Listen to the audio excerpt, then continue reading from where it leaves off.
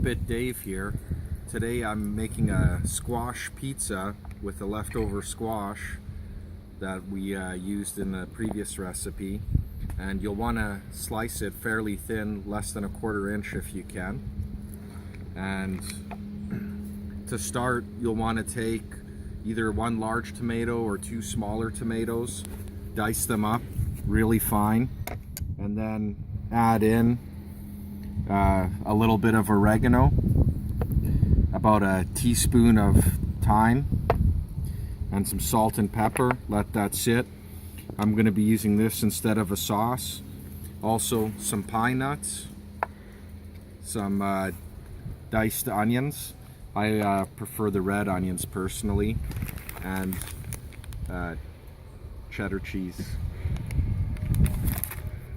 The pizza dough, you can make it homemade. In this case, I used Pillsbury, just a little shortcut.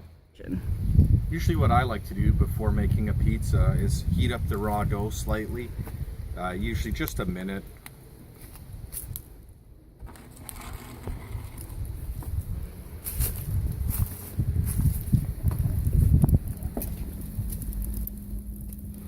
Okay, first thing, now that I've warmed up the dough slightly, I'm going to put on the tomato and just spread it around a little bit.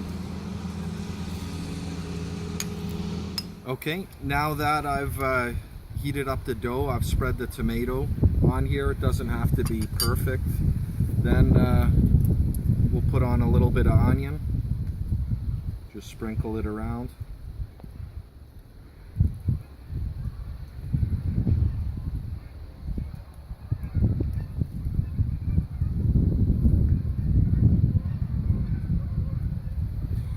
Then we're going to add the cheese.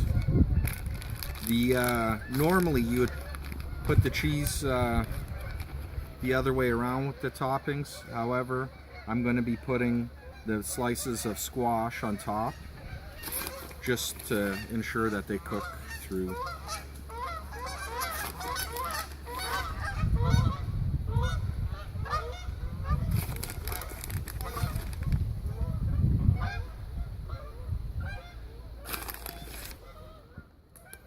So we'll spread the squash out.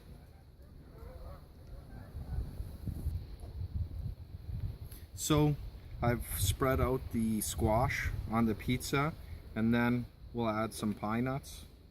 And this just adds a little bit of a texture. It'll give the pizza a little bit of a unique crunch and different woodsy, nutty flavor. Then add a little bit of salt, some pepper, and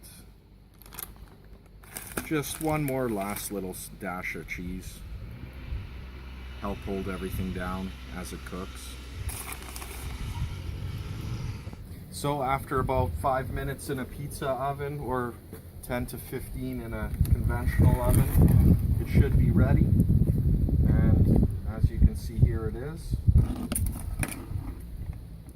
So we'll pull it out and let it cool down for a moment.